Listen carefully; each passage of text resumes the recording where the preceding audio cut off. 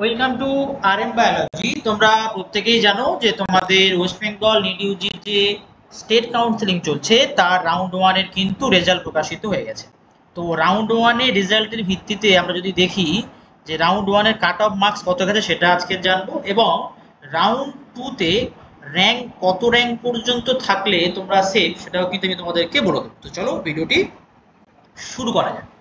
দেখো আমি তোমাদের কাছে একটা পুরো লিস্ট নিয়ে এসেছি। দেখো ইউআর ক্যাটাগরির ক্ষেত্রে রাউন্ড ওয়ান, এটা কিন্তু রাউন্ড ওয়ান, এআইআর গেছে ৩৯,৫২২ এবং স্টেট কোটা র্যাঙ্ক ১৮৯০।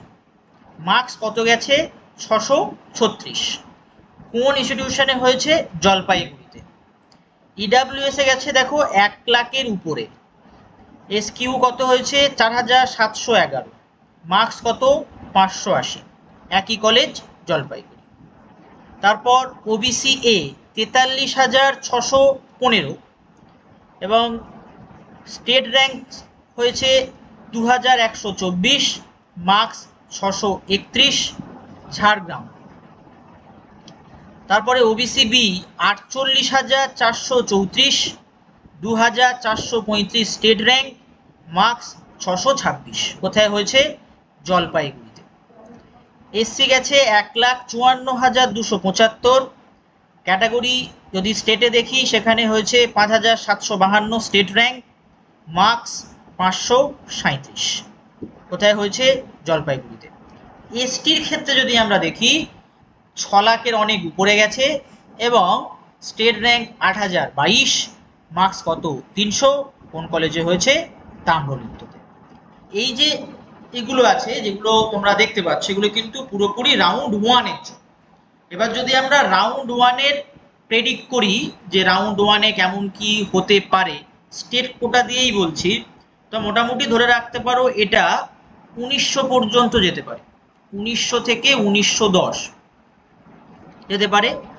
মার্কস সেক্ষেত্রে তোমার ৩ কমতে পারে, ৩ মতো মার্কস কমতে পারে। তারপর যদি আমরা ইডাব্লিউএস এর ক্ষেত্রে বলি সেক্ষেত্রে এটা যেতে পারে মোটামুটি ৪,৭৫০ থেকে ৪,৮০০ পর্যন্ত। প্রেডিক্ট করা ইডাব্লিউএস এর প্রচণ্ড মুশকিল, তার কারণ কতজন ইডাব্লিউএস আবার ফের অ্যাপ্লাই করছে রেজিস্ট্রেশনের সময়, সেটা একটা বড় ঘটনা।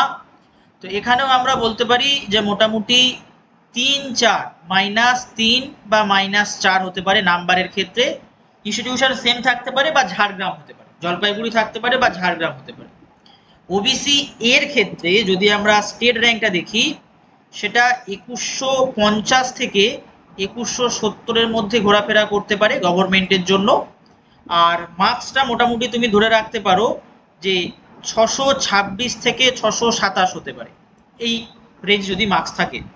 ওবিসি বির ক্ষেত্রে যদি আমরা দেখি, ওবিসি বির ক্ষেত্রে মোটামুটি বলতে পারি ২,৪৭০ থেকে ২,৪৮০ পর্যন্ত যেতে পারে এবং মার্কসটা হতে পারে ৬২২-এর কাছাকাছি।